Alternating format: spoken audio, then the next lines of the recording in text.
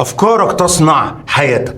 علشان نحقق تقدم استثنائي علينا بكسر القواعد وتغيير أفكار وقناعات اتربينا عليها وأفرزت في النهاية أشخاص عاديين، في حين إن المميزين عندهم طريقة مختلفة تماما في التفكير. بعض القناعات اللي لازم نتعلمها كويس جدا ونذاكرها ونحفظها عن ظهر القلب ونبدأ في استمرار ترديدها لحد ما تبقى عادات علشان نوصل إلى ما نصبو إليه من النجاح المنشود. أول حاجة، النجاح السريع شيء ممكن. لو سألتني هل الموهبة هي أهم مكونات النجاح؟ هجاوبك بإنها مهمة جدا، ولكن إحنا ممكن نستبدلها بمكونات أكثر فاعلية زي الذكاء والعمل الجاد، أو إن شئت ممكن نقول المسار الذكي أو العمل الذكي بجدية. إحنا دايما بنعمل بجد وبنحس نفسنا على بذل المزيد من الجهد، لكننا نادرا ما بنحفز نفسنا على العمل بذكاء، في حين ان في ناس كتير في العالم في جميع المجالات وفي شتى الاماكن،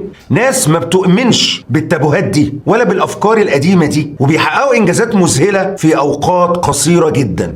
مؤسس موقع ياهو مثلا قدر يكسب مليارات الدولارات في 4 أعوام فقط. مؤسس امازون اللي فاق نجاحه الجميع مع العلم بانه كتب خطته لتنفيذ المشروع وهو على الطريق لما كانت زوجته بتقود السيارة، وغيره كتير من النماذج الرائعة. أنا شخصيا اتدربت في تايلاند على إيد شاب من شرق آسيا عمره تقريبا 22 عام، استطاع بذكاء في وقت لا يتجاوز 6 شهور إن يكون دخله السنوي 5 مليون دولار. رقم 2، نستطيع أن نعمل وننتج في كل الأوقات كما نعمل وننتج في الأوقات الحرجة. معظم العظماء حالات الطوارئ أخرجت أحسن ما عندهم، ولو إن الأزمات ما دفعتهمش إلى إنهم يبذلوا أقصى جهودهم يمكن كانوا مالوا أكتر للراحة والاستكانة. من الحاجات الجميلة اللي أنا قريتها كان أنتوني برجيس في 40 من عمره لما عرف إنه بيعاني من ورم في المخ هيؤدي إلى وفاته خلال عام، علم بإنه كان وقتها مفلس تماما وما كانش عنده أي حاجة ممكن يسيبها لأسرته، وما كانش برجيس لسه احترف كتابة القصة قبل الوقت ده، لكنه كان عارف إنه جواه الإمكانيات اللي ممكن تخليه كاتب للقصص بارع. المهم ما كانش قدام برجيس أي حل غير إنه يحط ورقة في الآلة الكاتبة ويبدأ في الكتابة، وما كانش متأكد بالمرة إن اللي هو هيكتبه ده هيتنشر أصلا ولا لأ، ولكنه لأن ما كانش عنده أي حلول ما قدرش يفكر في أي حاجة ممكن يعملها غير كده علشان يسيب لعيلته أي حاجة من بعده. بيقول برجيس بعد كده: كنت وقتها في يناير من سنة 1960، وطبقا للتكهنات كان قدامي شتاء وربيع وصيف لأعيش فيهم ثم أموت في الخريف. وخلال الوقت القصير ده كتب برجيس بحماس شديد حتى أنهى 5 روايات ونصف قبل مرور عام واحد. المفاجأة بقى إن برجيس ما ماتش، خفت حدة السرطان من عنده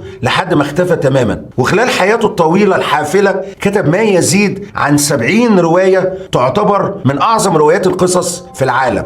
لكنه لولا حكم الإعدام اللي حكموا عليه السرطان يمكن ما كانش كتب أي حاجة على الإطلاق. وكتير مننا زي أنتوني برجيس بيخفي بداخله قوة عظيمة ننتظر من الطوارئ الخارجية إنها تظهرها. طب ليه لما عرفت إن جواك قوة بالشكل ده ليه ما تعيدش برمجة عقلك وتجتهد وتفكر وتعمل في الأوقات العادية بنفس الفاعلية بالظبط زي الأوقات الحرجة؟ رقم 3، يجب أن تتخلص من كل شماعاتك. توقف عن إلقاء اللوم والشكوى. إحنا المسؤولين عن نتائج حياتنا. لازم تعرف إن إحنا المسؤولين عن نتائج حياتنا. لا تعيش بردات الفعل. اعرف إنك مسؤول عن كل ما يحدث. فإذا ولدت فقيرا فأكيد ده مش ذنبك بالتأكيد، لكن إذا ظللت على حالة الفقر فأنت المسؤول الأول والوحيد. حمل نفسك مسؤولية كل شيء في حياتك، لأنك لو لم تكن المسؤول فهذا يعني أن الأمور خارجة عن سيطرتك. أما إذا كنت المسؤول فهذا يعني أن قرارك بيدك وأنك قادر على التغيير. رقم 3،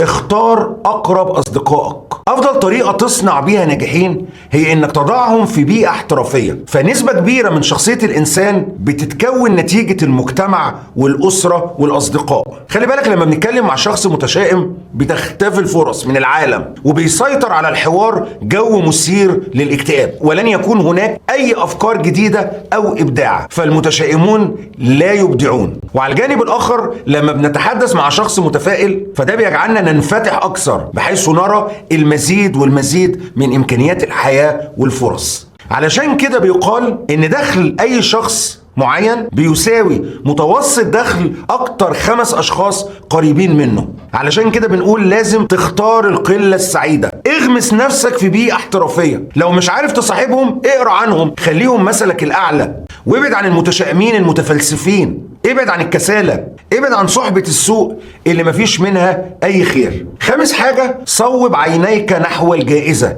وركز على النجاح ولا تركز على الفشل. لو وضعنا لوح خشبي بعرض نصف متر وطول 7 أمتار، عرض نص متر وطول 7 أمتار مثلا، وحطيناه على الأرض وطلبنا من الناس إن هم يعبروا على اللوح ده، بكل تأكيد كل الناس هتقدر. موضوع بسيط جدا، لوح خشبي موجود على الأرض، كل الناس هتقدر من غير ما يقعوا طبعا. وده لأن تركيزنا في الحالة دي بيكون على النجاح وبنكون واثقين منه. طيب لو نفس اللوح بالظبط وضعناه على ارتفاع 10 طوابق مثلا، معلق ما بين مبنيين، فإن أي حد هيحاول عبوره بنسبة 99% هيسقط ويقع. وده لأن التركيز هنا بيكون على الخوف من الوقوع، وهكذا. فإن التركيز هو كل شيء. فلو انصرف تفكير البحار إلى الغرق لما أبحر، ولو انصرف تفكير التاجر إلى الخسارة لما ربح، ولو انصرف تفكير الإنسان إلى الفشل لما نجح. فمن يقدم التشاؤم على التفاؤل، ومن يقدم السقوط على العلو، والظن السيء على الظن الحسن،